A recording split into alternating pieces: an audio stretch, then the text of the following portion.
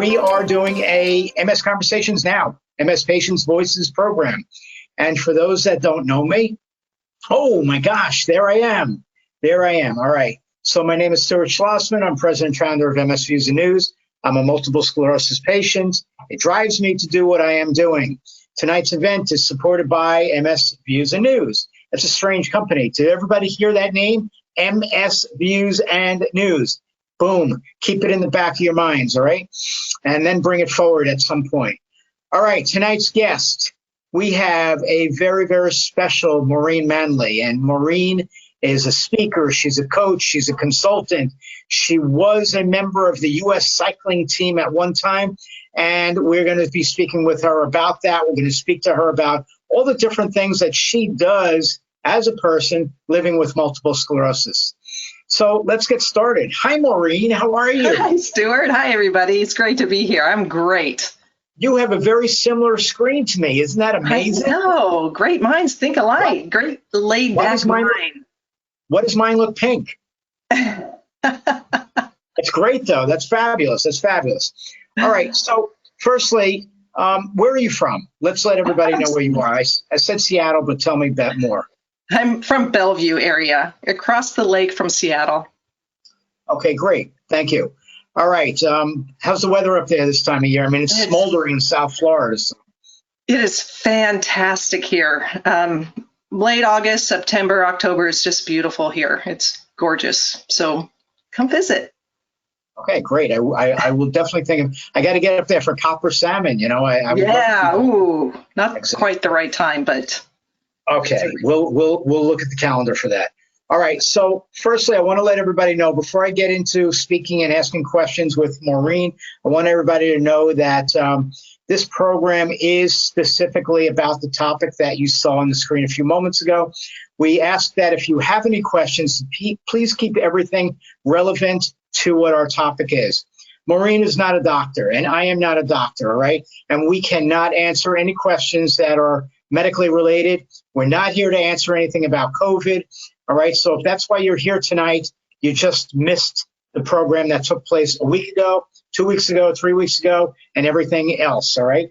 So tonight's topic, again, we are here to speak with a high-performance keynote speaker, consultant, and coach from the Seattle area. Her name is Maureen Manley, and let's get started. Okay, so prior to your diagnosis with MS 30 years ago, you had quite a cycling career, and you were part of the U.S. team. Can you tell us more about that, please? Yeah, sure. You know, when I was a little girl, I loved to race my bicycle around the streets of Southern California where I lived. I'd imagine people lining the roads, cheering me on, and these images and ideas just felt good, so I went with it. And it wasn't until I saw Connie Carpenter win the Olympics in 1984. I was at a friend's house and I was standing in front of the TV and I just stood there and said, that's what I want to do.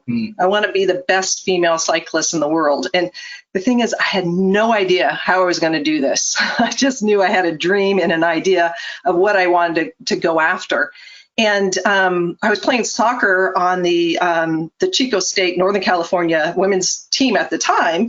And but then because I knew what I wanted, I began to see like people riding their bikes and racing their bikes. And I saw that there was a men's cycling team. And I started training with them. And in a very short amount of time after training with them, I was on the U.S. cycling team, living my dreams. And in 1991, I was at the height of my cycling career on the U.S. team. I won a gold, silver, and a bronze medal at the national championships. And the next year was an Olympic year, and that's what I wanted to do, either be the best in the world at the Olympics or the best in the world at the World Championships. Okay, so now we know what happened since or prior to your diagnosis. Can you tell us how you first learned that you had multiple sclerosis? Yeah, you know, what I just shared is I was doing so well in 1991 on the bike, and then I was the only female cyclist on the U.S. team to be chosen to race in two of the World Championships events, the team time trial and the road race. And so I had two chances to be the best in the world. And the next year was the Olympics, so everything was going really well. Except when I started to train for the World Championships, I started feeling off. And as an elite athlete, you start feeling off, and you just think you just need to kind of dial yourself back in, maybe get some rest, work on your nutrition. And that's what I was doing. And so the World Championships were in Stuttgart, Germany that year. And I actually was having a problem with my vision when I would go ride my bike really hard. And so I'd go to my sponsor, who was Oakley at the time, and I'd say, your glasses are messing with me. I can't see well when I'm riding hard. And so she just kept giving me more and more Oakley glasses. And so I'm stockpiling Oakley glasses and went off to Germany to race, and had 2 subpar performances at the World Championships that left myself, my teammates, and my coaches really scratching their heads as to what was going on with me. But we didn't have too much time to worry about this, because the women's team had this little stage race in France to go compete in. It's called the Women's Tour de France. So maybe you know that men do this race too. Sure. Sure. So with the women's tour, we raced it later in the year. So I'm at the start line at the Women's Tour de France, just hoping I can get my mojo back, because I wasn't really happy about how I performed like a week prior. And I'm a really good stage racer, really good climber. So the first stage of the Women's Tour de France was a climbing stage. We were going to go in and out of mountain passes. So I was climbing up this mountain pass, and I just didn't feel as strong as I had felt, especially at the national championships, where I'd done so good even a month prior.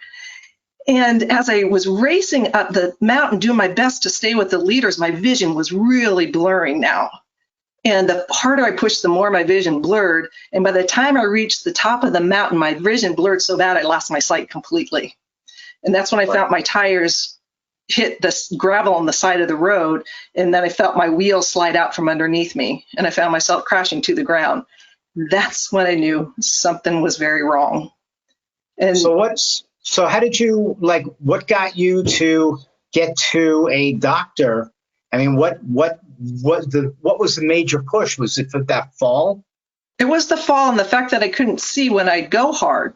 And, I know that many people with MS, many people listening, have optic neuritis. And if they did have optic neuritis now or then, you're just I had no idea what was going on with me. So of course I wanted to stay in the stage race, but I knew that I couldn't. If I can't see, if my vision's bothering me, I needed to go home. So I went back to Boulder, where I lived, and went through kind of a gamut of tests, because here I was, this world-class athlete, and they're thinking maybe there's a blood sugar, oxygen flow issue.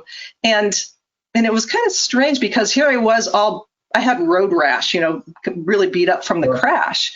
And so, everyone kind of went, this is odd. But then I know that some of the people that were doing tests on me knew about MS. I didn't at first. And so a doctor said, we've ruled out this and this and this. Let's do an MRI to rule out MS. And I went, MS? If it was MS, what would I be feeling? Or what would I be experiencing? And she said, some fatigue issue, some strength issues, maybe some visual issues. And I went, holy bleep. Right. I think that's what I got. Right. And after an MRI, I got the call that said, yes, indeed, you do have MS. Right. So what did you feel like after you were told that you had this MS? I was devastated, and confused, like all of us, we're all blindsided by this condition. Nobody sees it coming. And all of a sudden it's kind of bloop there. And I know that many people experience stuff for a long time and kind of are relieved after they learn. I didn't experience a lot of issues before the diagnosis. So it was really quite shocking and really blindsided me. And this is 30 years ago. So a lot of people newly diagnosed or whatever, they go, okay, here's all these medications to think about, pick from, and all that kind of stuff. I had nothing like that. So as a world-class athlete, I just went, okay, I'm going to fix this. I'm going to dominate this. I'm scared about this condition. But the Olympics are the next year, and I just wanted to keep pushing forward if I can. Like, how can I change my diet? How can I manage my stress? How can I, and this is the key for me, is how can I push MS away? as an athlete, the way I motivated myself was to dominate things, dominate my competition, and dominate, have power over it. And so I was doing all these things, even studying stress management and taking classes and seeing what I could do with myself in order to overcome this condition. And it wasn't working. Okay. Things weren't getting better. They were only getting worse. Before I ask you your next question, I just want to let the audience know that, again, there are people that signed in late. This program tonight is not about a disease-modifying therapy. It's not about COVID. All right. We are speaking with Maureen Manley, who is a professional consultant and motivator, and well, just listen and you'll figher it out. All right. But patient with MS. We're patient advocate. All right, is the best way to say it. And we're speaking with her about, her career. We will be getting more into that and more into her MS as well. If anybody, though, has a question, please go to the top of the toolbar where the orange box is and click on that and type in your question from Maureen or myself, or for yourselves. If you just want to say something, like if you want to say how you were diagnosed and how it was really different, type it in. Maybe I'll announce it later, okay? Short and sweet. Okay, great. All right, so you were diagnosed with MS, and what year was that? I mean, you said 30 years ago, but what year? It was 1991. Okay, and yes, that was several years before medications first came out. What did you do after you were diagnosed? What were you able to do with your career? Can you tell us a little bit about that, please? Yeah, after I was first diagnosed, I really wanted to get my cycling back, and I realized that wasn't going to work. And then a time came where what I know now is a very psychological sound process, is that I was doing everything I could, angry, sad, mad, and then moved into acceptance and went, okay, this cycling isn't going to work. I really need to focus on myself in my life moving forward and stop trying to push MS away, stop trying to get my cycling career back. That this is my life here right now, not in the rearview mirror, that I needed to begin to use, create new dreams for myself. And I had to ask myself, what's important to me? What do I want in my life? And I had to challenge the ideas that I couldn't have them because of MS. And I realized that cycling was really important for me. It's something I loved, but it's not who I am. Who I am is the person that dreams up these things and goes after it. So now what is it that I want to do now with my life? And really realized that I could not have to outpower MS. I could make space for the condition, and kind of for me, it was just like, how do we coexist together? How do I best take care of myself and move forward with my life? Sure. Thank you for that. All right. So Audrey is asking, what kind of MS do you have? I have relapsing remitting. Okay. Well, that's a quick answer. That's great. All right. So next I want to ask you, though, I see that you went to graduate school, and this was after your diagnosis. Yes. Can you tell us what you studied and why you studied what you did? Yeah, as I started to move forward with my life with MS, I began to do stuff for myself that I really felt was helping myself with nutrition and medicine, meditation, and, the whole looking at reading and researching about the mind-body connection and psychoneural immunology. And I just loved all the science behind things. And then as an athlete, I also found that in the world in MS care, now remember, this was a while ago, and you weren't doing your thing, and a whole lot of other people were doing their thing, there was just so much language about devastation and coping and problem focused. And I thought, there's something missing, and that is about caring for the person with the condition. And so I really wanted to study this holistic approach to looking at the physical, mental, emotional, and spiritual components that bring about health and healing and well-being. And how is it what are the science behind this stuff, and how can people with MS and others, I work with corporations and stuff like that, how can we harness the best of ourselves to be causal in our own lives, and creating more of the effects that we want for ourselves, and in medicine, not just look at the problem, because there's even science that says, the more you focus on the problem, the more problem you're going to have. And I'm not saying if you focus on MS is going to get worse, but you're just going to be absorbed with it more. But how do we focus? MS stinks, but how do we focus on other things in our lives and create a life with it that we love? That we love. Correct. That's correct. But let me ask you, so you went to graduate school, you did all the studying. Did you stop cycling, or did you continue doing that for your own wellness? I stopped cycling for a while because I couldn't do it. I was, at one point, I couldn't walk unaided with a cane, and I couldn't see. And that's when I really let cycling go and move forward. But after I graduated after I graduated graduate school, prior to that, I was always doing what I could with what I had. My undergraduate is exercise science. And I love exercise, and I just was adamant about how important it was to keep moving. And as I kept integrating these things, and part of what I integrated was one of the MS therapies, and moving forward with my life. And then when I was in graduate school, after I graduated, I found that I could do a sprint triathlon. And doing the sprint triathlon, I realized how strong I was on the bike. And not only that, I could see, because I always had problems with my eyes. Yeah. And in going for it, because I started this, longest story, much shorter, is every September is when I was diagnosed with MS. I do something to celebrate life.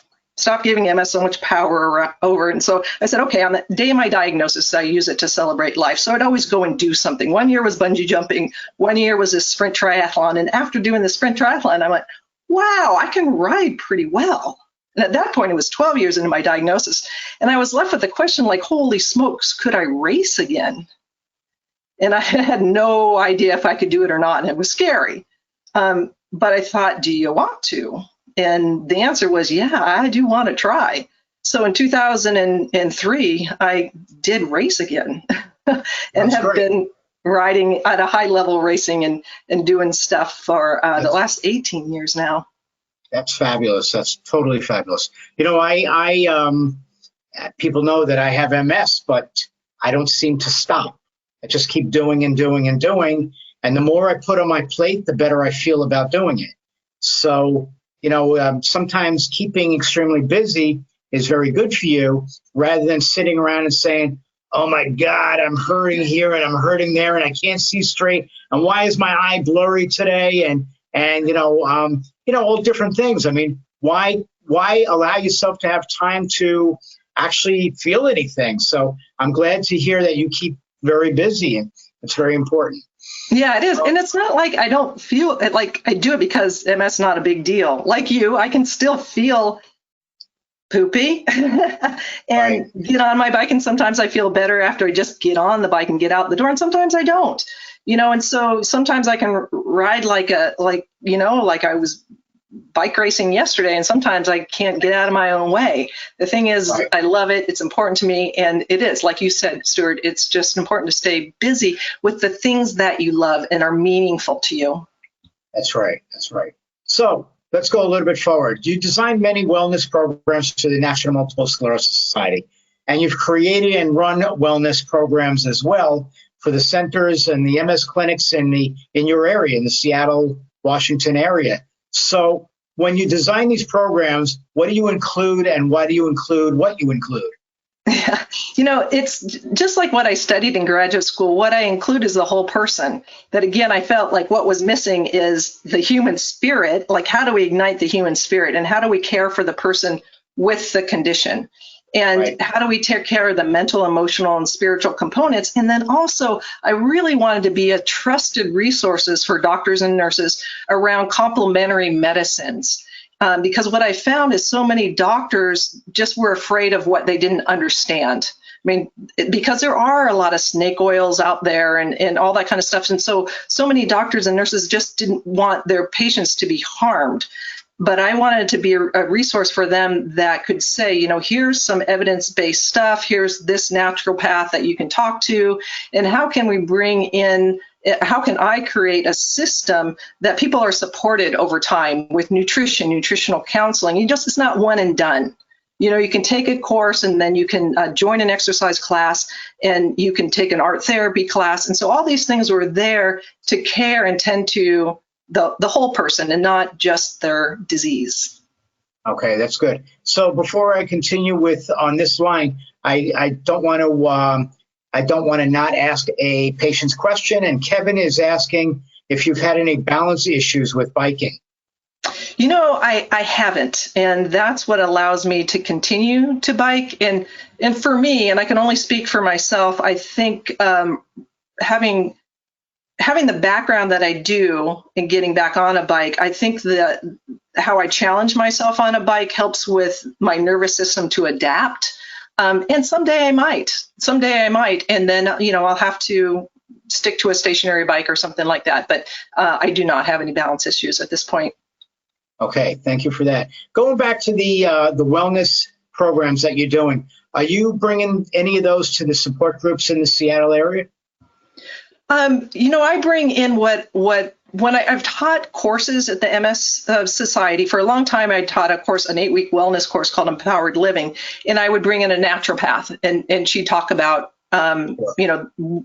how you can empower yourself with nutrition and stuff like that. So those are what's happening with the support groups and the other courses that I do in the area.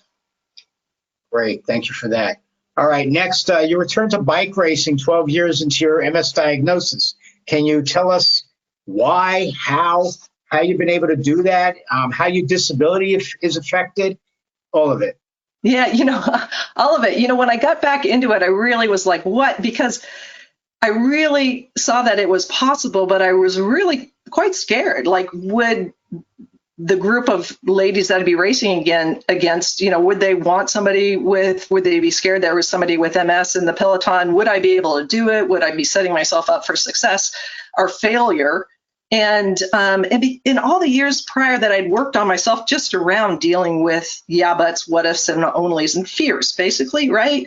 You can't, I don't want the fear to control me, but it doesn't mean you don't look at what those fears are, because you just don't jump into something. And so, it would be great if I didn't have MS. It would be great if my left leg wasn't weaker than my right leg. And then I had to answer those questions, and I didn't know if I'd be successful or not, but I knew I had to go for it to find out if I could or not.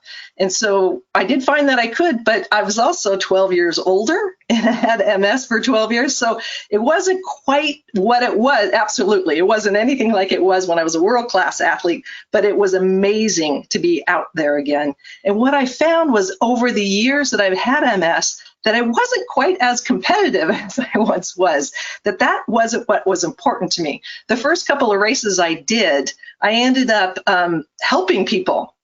Just some woman dropped her chain, and what happens in cycling, if you drop your chain, you can't keep riding. But if you know how to do it, you can put your hand on somebody's back and they can shift the chain back on.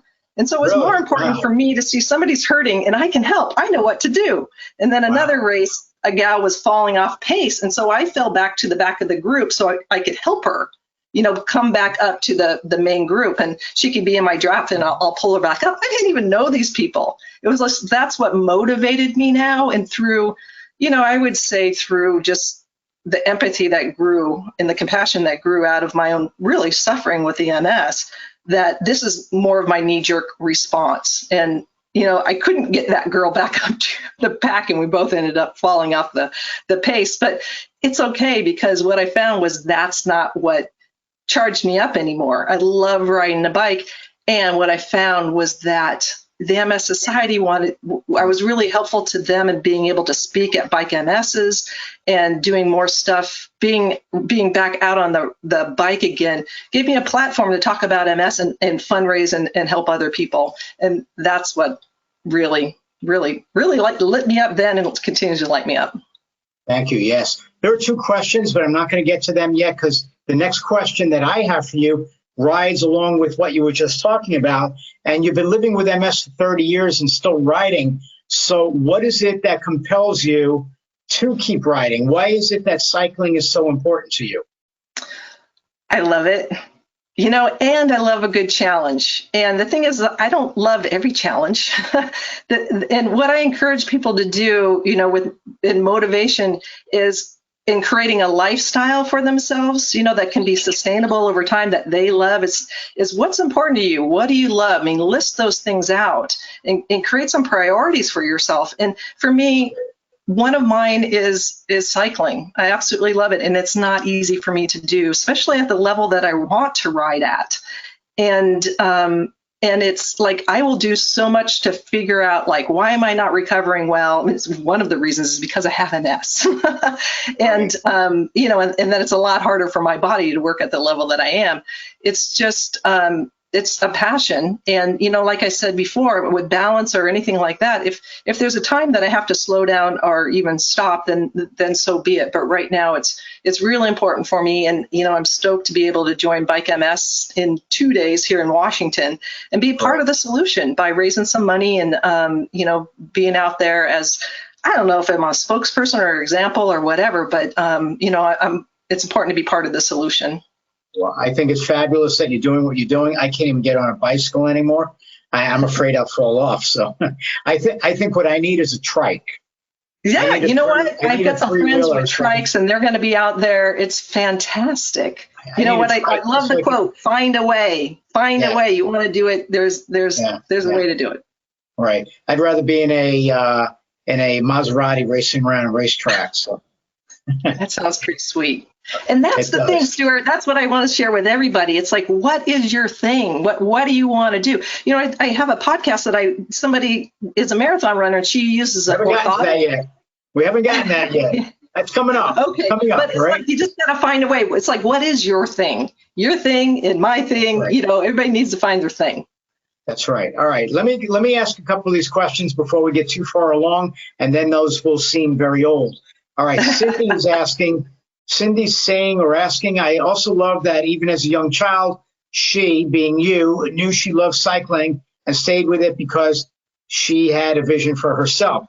So do you actually feel that vision is still happening? I do. And, I sometimes I take clients, students back to their childhood and say, what did you love? Because it can kind of guide to because, as adults, we grow and we think we should be doing this and should be doing that. But I think a lot of our childhood holds some keys for us. So, I think I came into the world as, like I have a soul of a cyclist. And again, I love it. And as long as the vision is there and continues to be, because sometimes it can be really hard, but the vision is there. And so I just feel like it's still mine to do.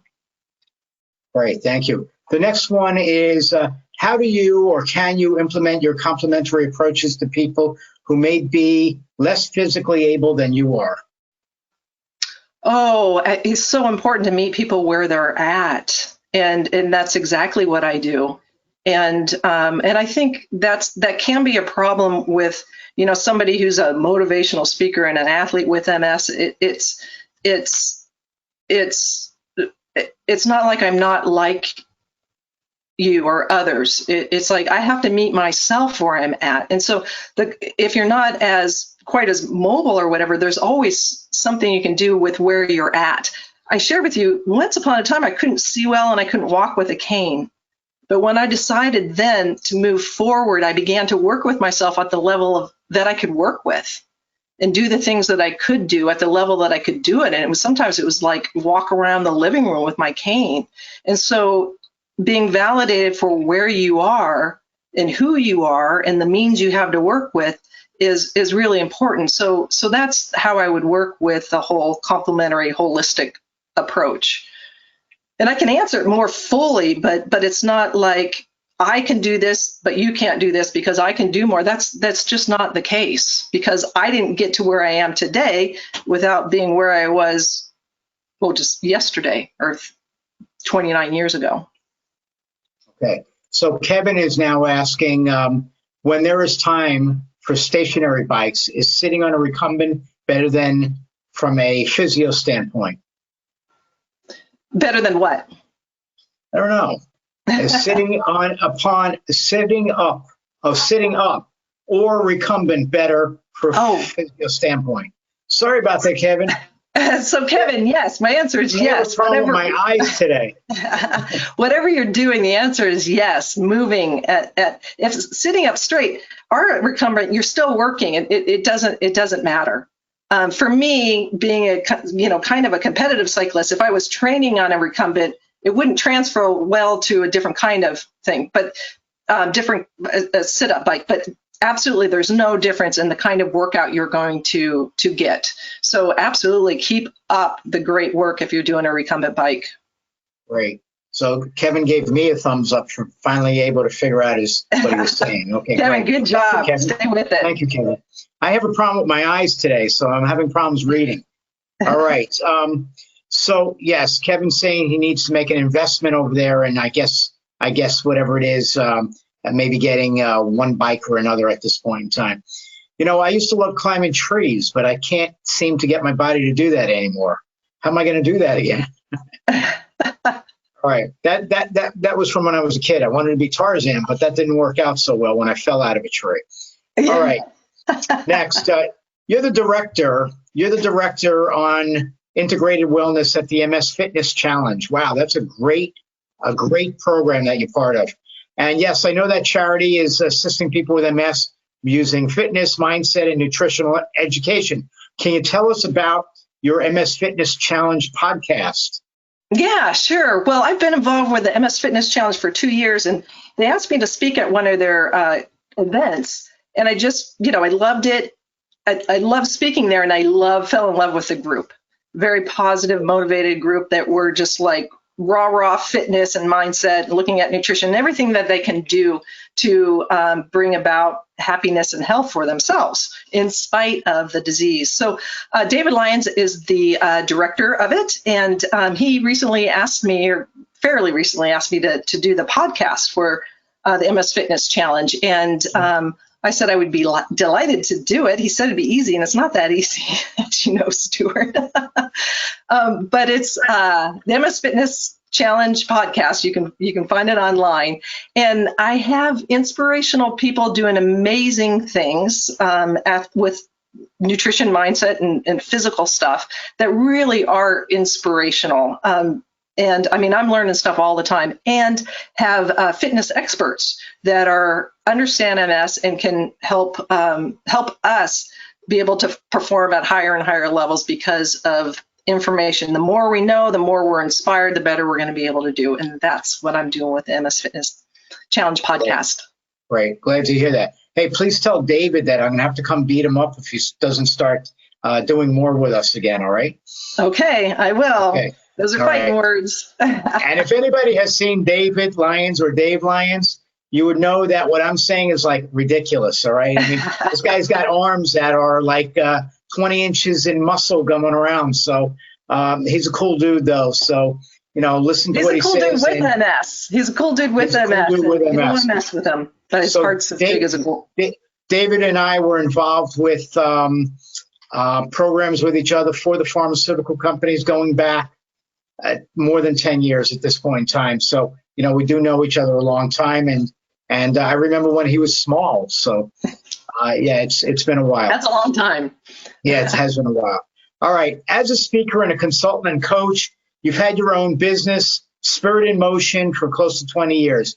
How has the challenges of COVID-19 affected what you've been able to do with your work? I think what helped me with the challenge of COVID-19 is what I'd learned about facing the challenges with MS, that complaining about stuff and whining about stuff and condemning stuff takes a lot of energy away from being creative, figuring out what you need to do for yourself. And so, I'd watch myself if I get too grumpy because I lost a lot of work. As a speaker, I was going to be traveling and doing stuff. And so, like you and many others, we needed to change up. And my experience having MS, like many of you, we realized, okay, I might not be able to do things the same way, but I can change up. And so most of what I've been doing is online stuff, online courses, and presenting in different different ways and just being as creative as I can. And one of the things that really inspired me from the get-go, as Stuart, you shared with me early on in COVID, people really wanted to connect. They, there was so much uncertainty out there. And one of the things I did is create a support group with a lot of the students that I've had in my past, and just created a real safe place for people to gather. And then from there, started to do more classes and teaching my courses online. And, now I'm doing more workshops online and even motivational keynotes online. But I do I look forward to getting back in person as well. Good. That's great. And I would assume that you've been vaccinated. I have been vaccinated. Have you got your booster? Not yet. Not yet. I had my booster last night. Good stuff, except I can't lift my arm up too high today. Yeah. Well, I'm glad you're feeling okay. I'm feeling great. Yeah, I'm a vaccine proponent, and just like with MS, it's like being a part of the solution to get us out of this mess. And riding a bike MS and doing the things that I'm doing, you're doing. How do we get ourselves out of this? And I think that's a way that's going to help. Well, I was telling you earlier, MS Views and News is beginning again to do in-person programs, small compared to what we used to do, but we're starting to do some in-person programs again. And we have to start getting around the country to provide these again, because people are so cooped up in their homes. It'll give them a place at least to get out and see people that they have not seen in a long time. Okay. And they can keep their distance. We do require people to wear their masks, except if they're eating anything. And nowadays, just like some of the other companies, we are going to ask that people are vaccinated to show up at these programs. We cannot ask them for proof. We're not allowed to do that. But we can ask in our announcements that they are vaccinated. Okay. So great. I have a question about your motivating people. When you have MS patients that are couch sitters because they have MS, all of a sudden they got diagnosed. Yesterday they were playing tennis. Yeah. They got diagnosed today, and tomorrow they're sitting on the couch. And that's where they've been, or they will be, for many, many months to come. How do you get their mindset to understand more about what they're living with, and how to get motivated to get back with their friends, community, and family? Yeah, and that's such a great question, Stuart. And it's I will answer it, on a broad base, because again, like I've said, it's so important to meet the person, and one thing is, it's really important to understand that we go through phases of, like, newly diagnosed, like you said, they were doing this and then on the couch. And if they're on the couch and feeling bad and being angry, mad, and sad for a couple months, even a year, it's called grief. And that's okay. We all need our time. I've been there. We've all been there. But then after that, if you're not getting to acceptance, we need to start looking at the beliefs you have about yourself, and understanding what it's going to take. And that's where it's really important to look at what's important to you, and really get people to understand that life does continue in spite of MS, but not without some effort. There has to be some willingness behind it. And to realize that you can still you can still live a life that you've designed for yourself, or the life you desire. It may include some fatigue and some issues around MS, but looking at what's important to you and listing them out, and how it is that you can, and not just going, oh, I used to do that and I used to do that, this, or looking at other people doing things, or that girl with MS that cycles her bike, I'm not like her. Well, what do you like? I would joke around that, don't do what I do, you'll hurt yourself. And not because that, it's just a blasphemy to your soul. If that's not what you love, find what you love, what's important to you, and build a lifestyle around that. And that's the beginning of that. And it's going to be important, because willingness to move is really important. You have to be willing to do the things, and getting people fired up about their own human potential, and the fact that they can do things. is really important. Right. So I think that some of what you just spoke about may be part of what I'm about to ask you, but you can just make it up and say something new, okay? Okay. All right, great. So you've lived with multiple sclerosis for over 30 years, and you continue to pursue your dreams, and they're all great. Despite the challenges and hiccups, though, MS has tossed your way. What words of encouragement do you share with especially those that are newly diagnosed? Newly diagnosed is some of this feeling of overwhelm that you first feel and being devastated and scared that it won't last. It won't be this way. There'll be this integration of the condition and everything. You have a huge, for all of us who's been diagnosed for a while, we have a huge learning curve at the beginning because we don't know, and our brains don't like not knowing, and it all becomes so overwhelming, and it won't be so overwhelming. It won't be so overwhelming. And then in time, what I encourage people is to make space for the MS. And so be able to live together instead of getting into an early mindset of needing to beat MS and having power over it. Because then what happens is that your life can become so focused on the MS and get clear about what's important to you. That's why I always say, what's important to you? So you're fighting for those things. And because those things are important for you, what you love, what you cherish, you're going to take care of yourself. You're going to do the things to support your health and well-being so you can live the life that you want for yourself. And that way, instead of saying, I should eat well, I should exercise, I should take my medication, you're going to want to do those things because they're going to be in service to the life you want to live for yourself. That's correct. Thank you very much for saying that. All right, next, I do have a person that's asking, you said you're using a DMT. Do you think it's maintaining your medical status? Honestly, I don't know anymore. I've had 6 years into my diagnosis, I started DMT and I haven't changed it. Same one. And with me and my MS, because I've aged and had it for so long, I don't feel it's as inflammatory. And so is it helping me? I think so. I still use it and give myself a shot, we'll say.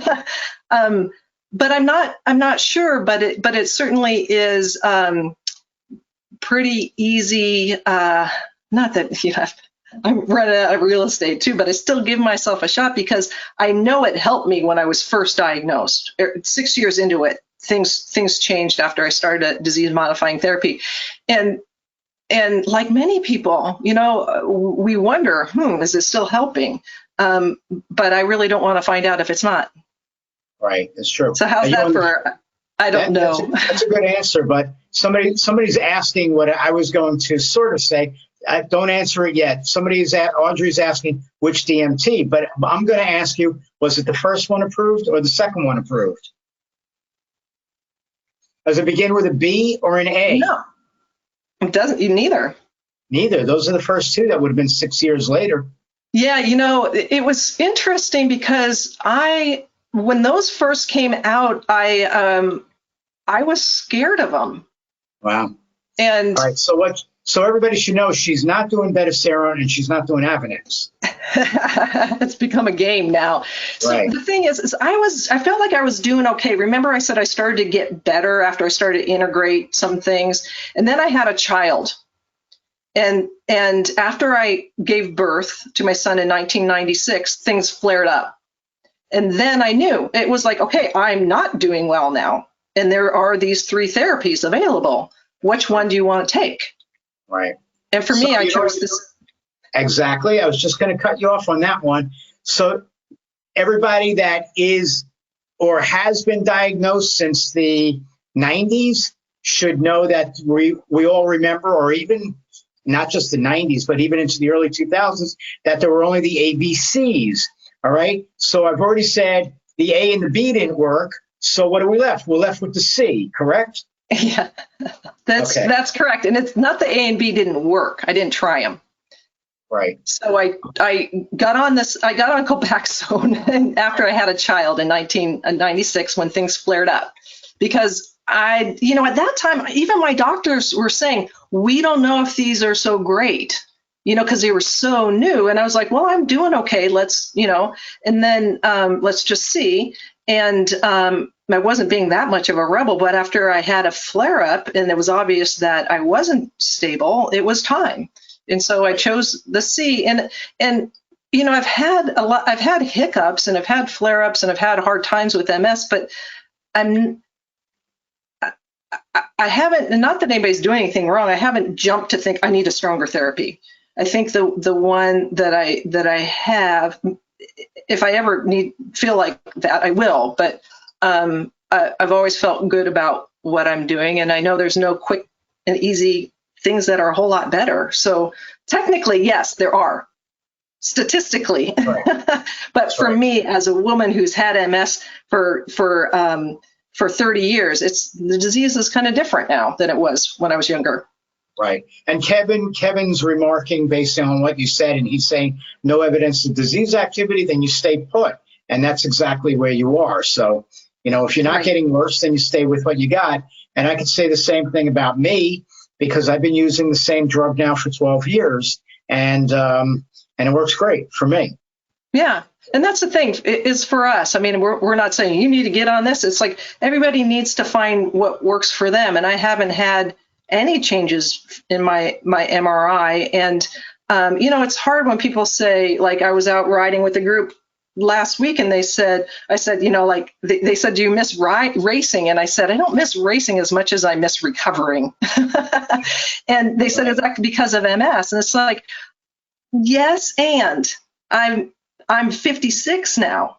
Wow. It's like I'm older. I've had MS for 30 years and things aren't ever going to be like when I was, 10 years ago, I could recover, so it's like, it's hard to always tell, but absolutely MS is part of the problem. And there's other things to consider as well. Okay, great. So I got one more question for you. And unless others chime in with their own questions, I will only have one more question for you. All right. Okay. So my question is something that I threw in after we spoke, and that is, Maureen, you're doing so well. I mean, what are you looking forward to be doing over the next 20 years or 30 years? That's a big question. How about asking me what I'm doing tomorrow? No. That no, I get it. I appreciate your question. More of the same. And, like you, I want to be a benefit to the world.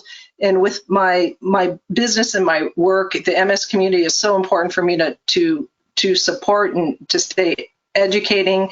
And to the extent of, my wheelhouse, what I'm good at, I can't cover everything. But as far as mental and emotional fitness and how to keep that up and to stay motivated, I really want to continue to do that, and in new and innovative ways, like these online things as well as in person. I love to collaborate. Stuart, this is so great that we could work together.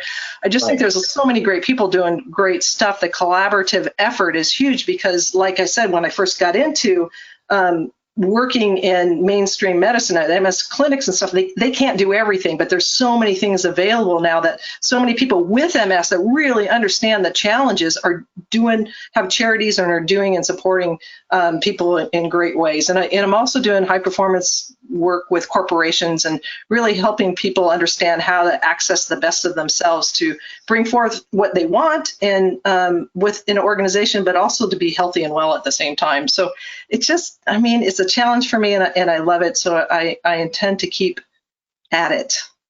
That's fabulous. That's fabulous. I was interrupted though with another question. How about that? So somebody wants to know if you do motivational sessions with individuals, and if so, how do you tap into that? Yes, I absolutely do. I do coaching with individuals, and my website is Memory-Manley.com.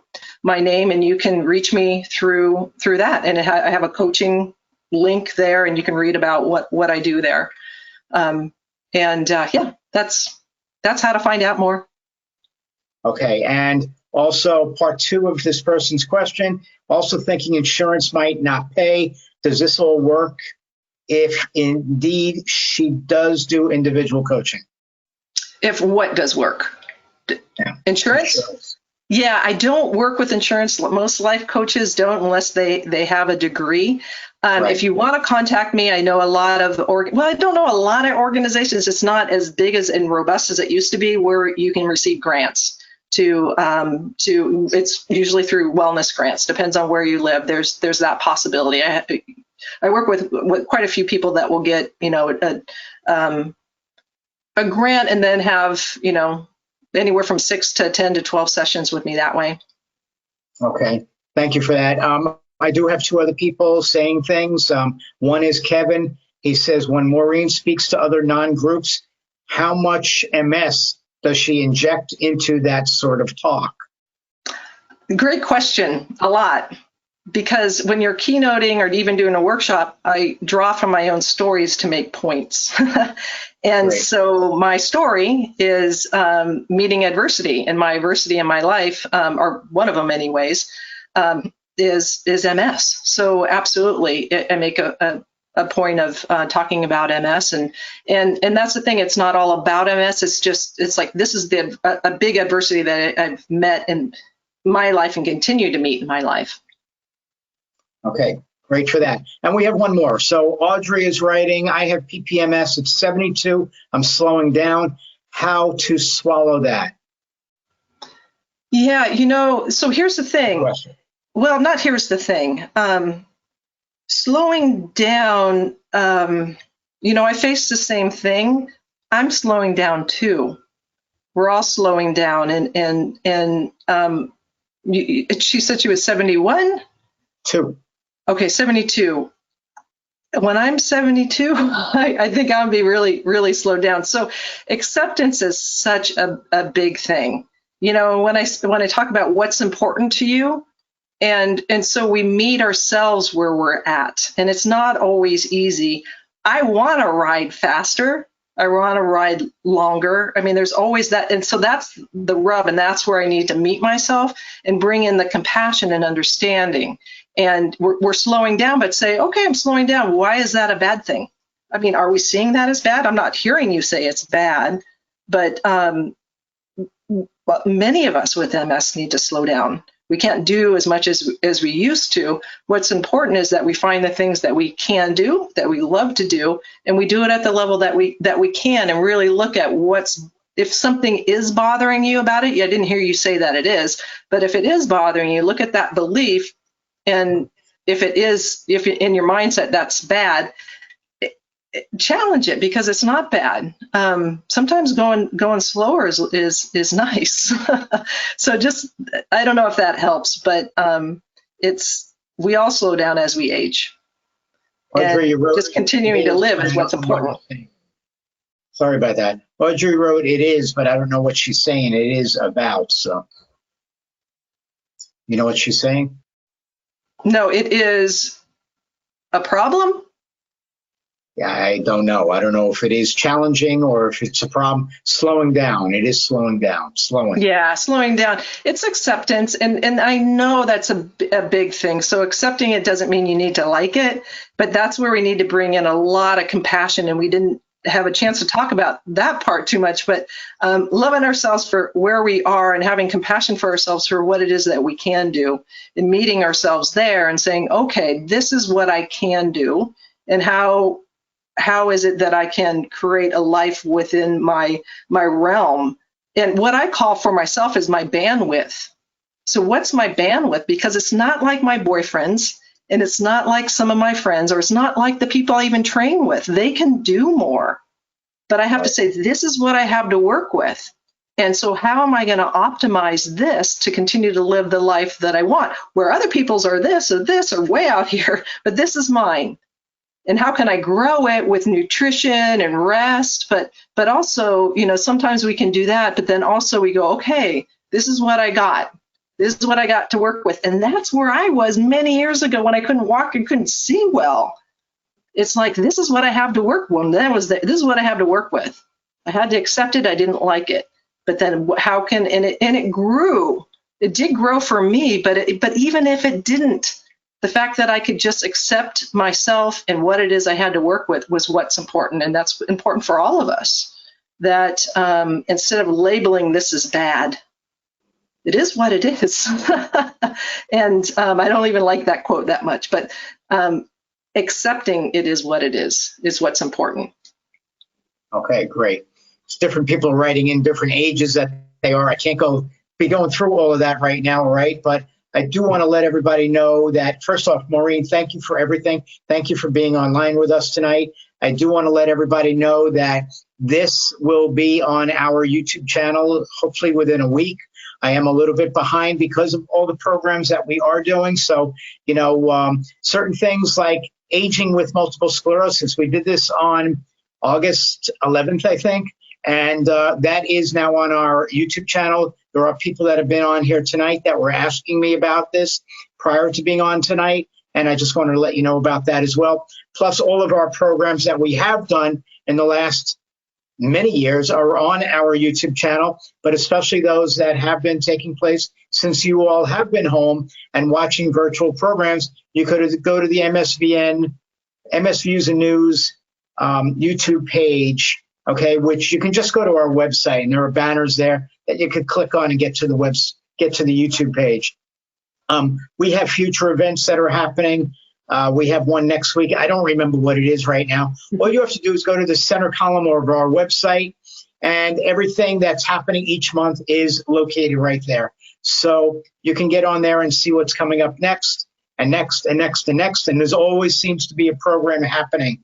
But for those that are celebrating the holidays right now, this is specific to a specific religion. I do want to send my blessings to you all. I'm not a rabbi, but I'm saying Happy New Year to all of you as well. Shana Tova, and you all recognize what that means, okay? And so, again, we just hope that you will join us for our next programs, and you will be getting tons of emails about this. And Maureen, I would love to have you back on. I'd love to be back.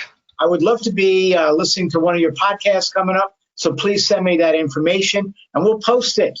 Send me the title of it, and we'll get it posted onto our social media pages as well. And tell Awesome. Dave that tell Dave I'm not doing this for him. Tell him I'm doing it for you. All right? Yeah, I will. All right. He'll understand that entirely. All right. All right. So again, thank you for being here tonight. Thank you for being this guest. Your wisdom has been quite inspirational for many people that are online now, and the many that will hear it later on.